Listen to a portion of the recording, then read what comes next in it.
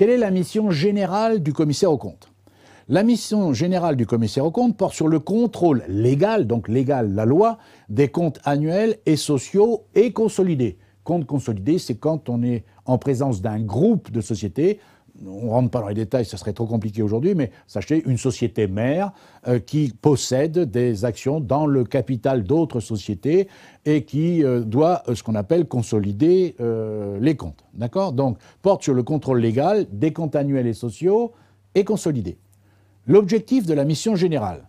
Les commissaires aux comptes certifient que les comptes annuels sont réguliers et sincères et donnent une image fidèle du résultat des opérations de l'exercice écoulé, ainsi que de la situation financière et du patrimoine de la personne ou de l'entité à la fin de l'exercice. Donc là, attention, ça ne rigole pas, donc ça donne vraiment une image fidèle du résultat de tout ce qui vient de se passer d'un point de vue financier, du patrimoine de l'entreprise ou de l'entité, si ce n'est pas une entreprise, ça peut être une association, etc., etc.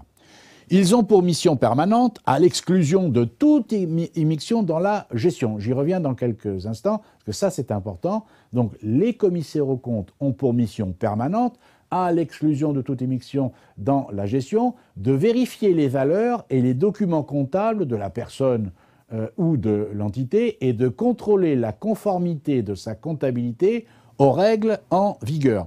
Je reviens juste un petit peu là-dessus parce que ça veut dire ça, présenté d'une façon différente, que, attention, le commissaire aux comptes n'est pas là pour donner officiellement des conseils à l'entreprise. Ce n'est pas l'objet du commissaire aux comptes. J'entends, ce n'est pas l'objet du travail du commissaire aux comptes quand le commissaire aux comptes est obligatoire dans l'entreprise.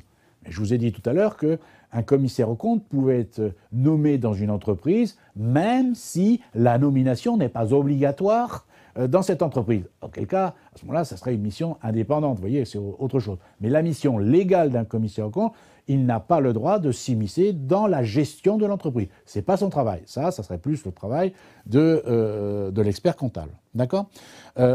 Présenté encore d'une façon différente, par rapport au travail d'un expert comptable, on va dire, si vous voulez, d'une façon simple, qu'un expert comptable a une obligation de moyens, c'est-à-dire qu'il a l'obligation de mettre tous les moyens à sa disposition au service de son client, tandis que le commissaire aux comptes, lui, il a une obligation, on le verra, de résultat. C'est-à-dire que lui, il atteste qu'il fait les contrôles nécessaires pour attester d'une façon formelle que la comptabilité tenue par cette entreprise, pour faire simple, est conforme à la loi, etc., etc.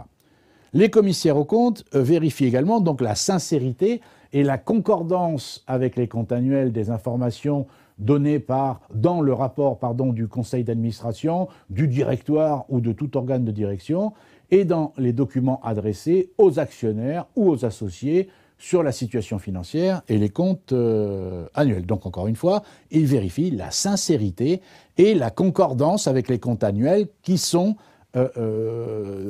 données, distribuées aux actionnaires, aux associés, et évidemment, qu'il n'y ait pas de distorsion entre les différents éléments.